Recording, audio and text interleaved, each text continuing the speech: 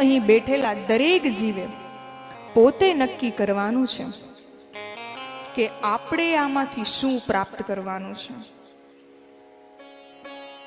એક અજામિલ નામનો બ્રાહ્મણ, એણે એક વેશ્યા સાથે લગ્ન કર્યા હતા. બેમાંથી કોઈને ઠાકુરજી પ્રત્યે કોઈ ભાવ નહીં, પ્રેમ નહીં. અને આ અજામિલનું થોડુંક કામકાજ એવું. એટલે એક દિવસ એના ગામમાં સંતો આવે છે. આ અજામિલ તો ઘરે નથી, પણ એની પત્ની ઘરે છે. એટલે ઘરે સંતો આવ્યા એટલે પ્રેમપૂર્વક પ્રસાદ લેવડાવે છે. અને ત્યારબાદ અજામિલ ઘરે આવે છે. અજામિલ ઘરે આવે છે ને એટલે ખબર પડે છે કે ઓહો, મેં તો આજે વેશ્યાના હાથે ભોજન ગ્રહણ કર્યું છે. પણ હવે તો ભોજન ગ્રહણ થઈ ગયું હતું, એટલે હવે તો એ શું કરી શકે. સંતોએ પ્રસાદ લીધા ને એટલે હવે આશીર્વાદ તો દેવા પડે, કારણ કે સંતો આશીર્વાદ તો આપે જ. એટલે એમ થયું કે આ પતિ પત્નીને ઠાકુરજી પ્રત્યે કોઈ ભાવ નથી કે સેવા સમરણ કીર્તન કરે, પણ આ જીવનો ઉદ્ધાર તો કરવો પડશે. એટલે અજામિલને એટલું કહે છે કે તારે ત્યાં પુત્ર પ્રાપ્તિ થાય ને ત્યારે એનું નામ નારાયણ પાડજે. તો કે હા.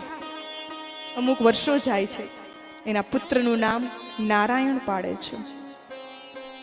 હવે આ ભાઈની પણ ઉંમર થઈ ગઈ છે, મરણ પથારીએ છે. આખી જિંદગી પ્રભુનું નામ નથી લીધું, આમ નામ પસાર થઈ ગઈ છે. અંત સમય આવ્યો એટલે યમદૂતો આવે છે. હવે જેવા આપણા કર્મ, યમદૂત આવે છે એટલે એના છોકરાને બોલાવતો હોય છે કે એ નારાયણ, એ નારાયણ, અહીંયા આવ, અહીંયા આવ. હવે આ નારાયણ નારાયણ શબ્દો જેવા મુખમાંથી નીકળે છે એવો દેહનો ત્યાગ થાય છે.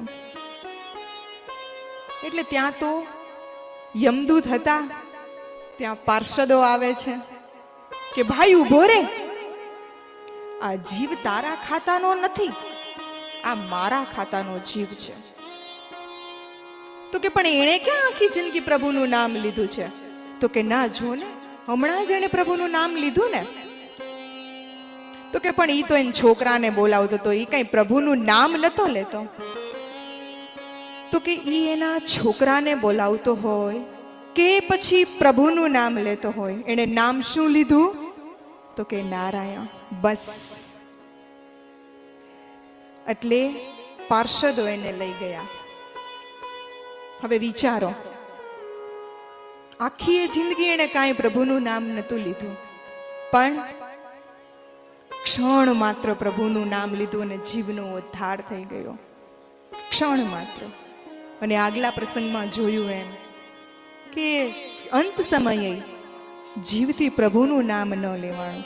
આ બંને વચ્ચેનો તફાવત સમજી વિચારીને હવે આપણે વિચારવાનું છે કે આપણે ઓલા બાપાની જેમ મૃત્યુ જોઈએ છીએ કે આ અજામિલ જેવું મૃત્યુ જોઈએ છીએ. સત્સંગ હશે તો આ બધું શક્ય છે. સત્સંગ નહીં કરો તો આમાંથી કંઈ આપણાથી થવાનું નથી. તો આપણને અંત સમયે આ જ બધું દેખાવાનું છે.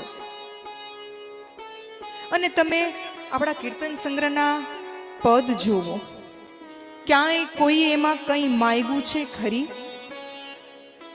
ફક્ત ને ફક્ત ભક્તિ માંગી છે, એના સિવાય બીજું કંઈ નથી માંગ્યું. એક દ્રઢ આશ્રય હોવો જોઈએ. દ્રઢ આશ્રય હોય ને તો જીવ ડગે નહીં. આપણા પુસ્તકોમાં પણ છે જ ને કે દ્રઢ આશ્રય રાખવો, અન્યાશ્રય ન કરવો, અણસમર્પિત ન કરવું જોઈએ. એટલે પદમાં પણ કહેવાનું કે સેવતું સંત મન વચન કર્મે કરી, અખિલ અભય પદ એ જ આપે.